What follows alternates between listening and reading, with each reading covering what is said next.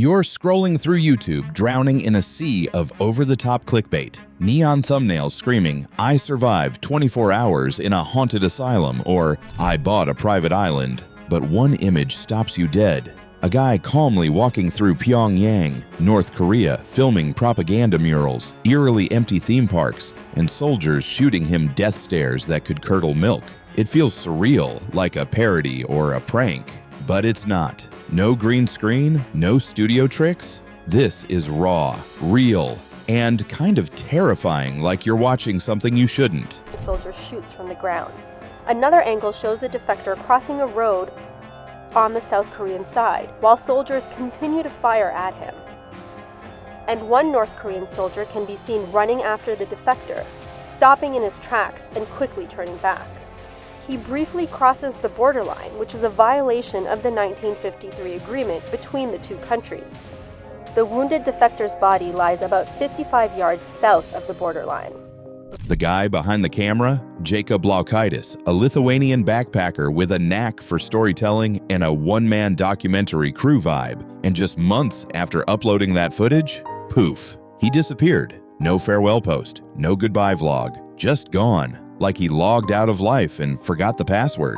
At first, nobody batted an eye. YouTube's full of creators who burn out or bounce, but the mystery grew. This wasn't just another influencer ditching their ring light. This was a guy who strolled into one of the most secretive regimes on Earth and walked out with footage the DPRK definitely didn't want you to see. This isn't a missing person story. It's a modern mystery where the camera kept rolling until it didn't. Let's rewind. Before North Korea, Jacob wasn't a household name. He wasn't flexing sports cars or beachfront villas on Instagram. He was the anti-influencer, a dude with a GoPro, a backpack, and an unhealthy obsession with places most people avoid. He documented it all: grimy train rides in India, ancient temples in Thailand, sketchy hostels in Serbia. His videos were simple, thoughtful, personal, no jump cuts every 2 seconds, no screaming thumbnails, just clean visuals, honest narration, and that rare feeling that maybe, just maybe, you could hit the road like he did, chasing the unknown.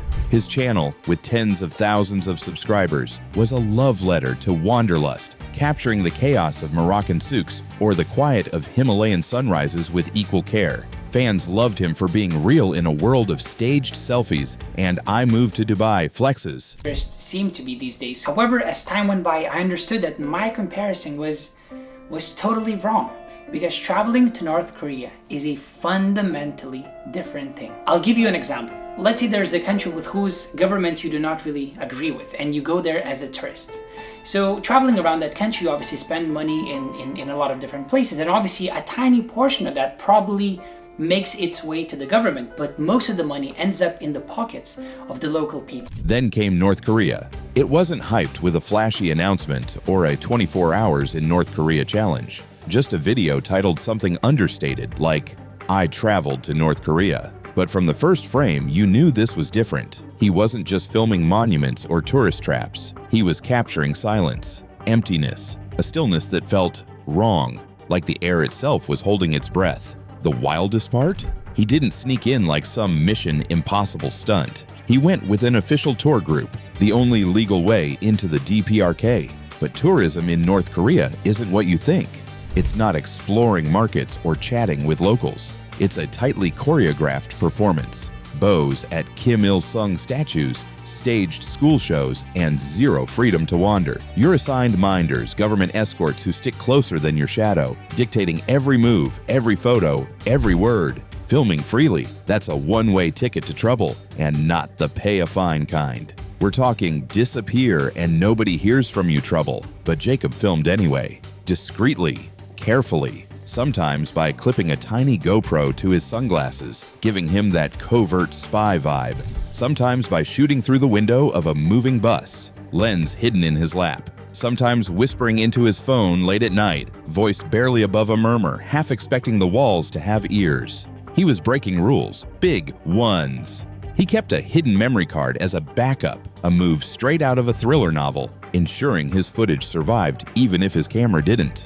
Every frame was a gamble, every shot a risk. He wasn't just vlogging, he was playing a high-stakes game with a regime that doesn't lose. In 2016, the stakes were painfully clear. American student Otto Warmbier had been arrested in North Korea for allegedly stealing a propaganda poster. He was sentenced to 15 years of hard labor and died shortly after being returned to the U.S. Wasn't the same kid whose photos had been circulating media outlets.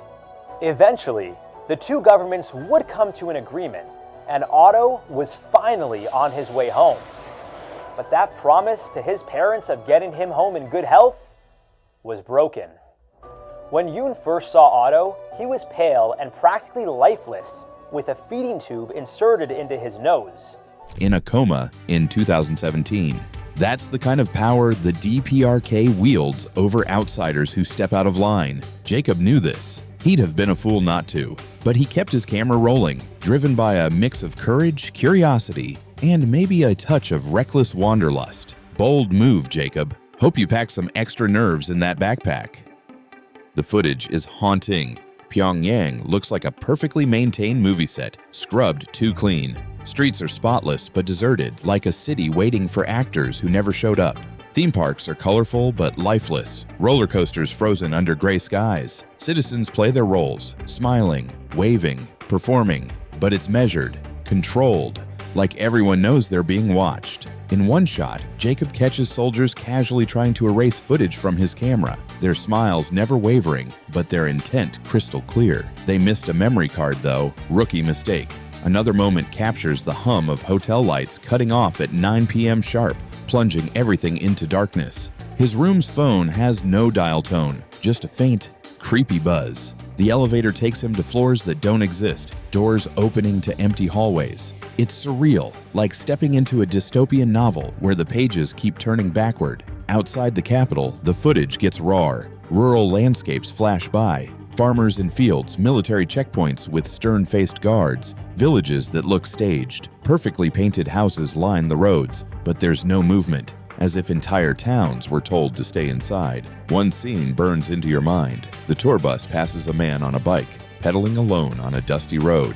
Moments later, a uniformed officer stops him, their exchange tense and hushed. The camera angle is shaky, low, almost hidden, capturing the moment like a stolen secret. It's not subtle, it's theater, and Jacob caught it on film. When he uploaded that video, the internet erupted. Millions of views poured in. Media outlets from blogs to CNN picked it up. Comment sections exploded with awe, fear, and debate. Some called him reckless, a thrill seeker poking a sleeping dragon. Others called him brave, a digital age explorer showing truths no one else dared. One thing was undeniable. He'd captured something the DPRK didn't want seen. A glimpse of a nation defined by control, silence, and fear. Let's be real, nobody's booking a Pyongyang Airbnb after that. Then, silence. A few weeks later, Jacob posted a video from another country, maybe a beach in Thailand, a city in Europe. Then another, quieter, less vibrant. Then, nothing. His channel went dark. Instagram, quiet. Twitter, dead. No explanation, no farewell. He didn't even turn off comments. He just left like a ghost slipping out the back door. Theories exploded online. Had he been detained, silenced, threatened? Was he hiding? Did North Korea retaliate? Did another government step in? One theory claimed European officials warned him that intelligence agencies were spooked by the attention his video drew, that he'd made powerful people nervous. Lithuania, a small Baltic nation, doesn't have the diplomatic muscle to push back against a regime like the DPRK. A quiet "stop this" from a suit in Brussels or Vilnius isn't hard to imagine. Another theory? Burnout.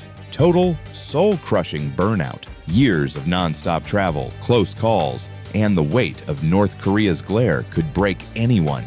Maybe it was the final straw, the moment he realized the road wasn't worth the risk. But ghosting your entire audience? That's not burnout. That's a Houdini-level exit. Darker theories swirled. A Reddit post speculated Jacob wasn't just a tourist. Maybe he was involved in intelligence work, wittingly or not. Maybe his videos held more than travel vibes, with background details of military significance. Another user pointed out oddities in his past posts, dates that didn't align, GPS data scrubbed clean. Could be nothing. Could be something. The internet loves a conspiracy, and Jacob's silence fueled the fire. Bet he's out there laughing at us from a Wi-Fi free cave. Years later, in 2019, a new upload appeared, a quiet video filmed in a remote corner of Europe. Just Jacob walking through misty woods, camera steady, wind rustling. No big intro, no explanation, just nature and a whisper of his old self. It felt cautious, like he was testing the waters, checking who was still watching. No mention of his disappearance, no apology, just one line in the description. Back to basics. Fans flooded the comments. Where were you? You safe? What happened?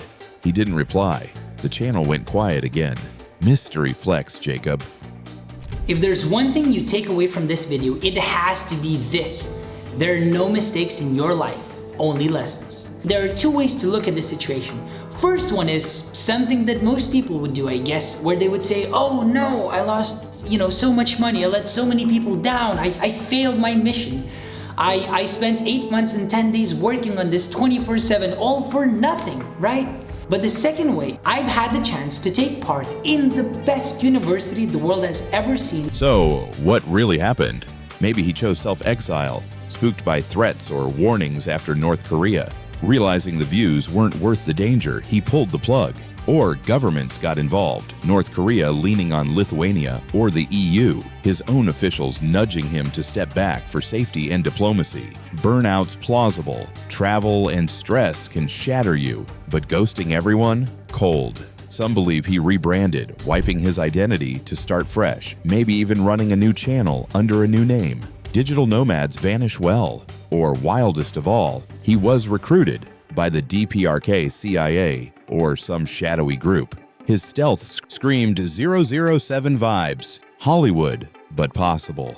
Maybe the truth's weirder, like he's herding goats in Mongolia. My money's on the goats. Sneaky animals. Jacob's story isn't just about Jacob. It's about the internet's power to let ordinary people show uncomfortable truths, and how fragile that power is. What he did was revolutionary, not in a loud viral way, but in a quiet, subversive one. He didn't stage drama or preach. He pointed his camera and let the silence speak. In a world of filters, fast edits, and fake smiles, his video hit different, human, vulnerable, dangerous. Even now, that video circulates. New viewers discover it, pause, and ask, where's this guy? Maybe that's its power, not that he vanished, but that he made you care. What's more haunting than a mystery is one that stays unsolved. If someone like Jacob can disappear after showing the truth, what does that say about our world? About us? Maybe his bravest act wasn't filming in North Korea. Maybe it was uploading it anyway. And maybe his smartest move was walking away. For now, Jacob's legend lives in whispers, clips, and conspiracy threads. Maybe he'll return. Maybe he never left. Or maybe he became the story he was meant to tell. His video remains one of the boldest acts of independent journalism the internet's seen. In an age of short attention spans and fake outrage, it forces you to stop, think, listen to the silence, look beyond the surface. Hidden in those shaky frames, awkward angles, and quiet moments is a truth most won't dare show. The man who showed it? He walked into one of Earth's darkest corners and never came back. That's not just content. That's courage. That's a real story. And now, it's yours to remember, forever.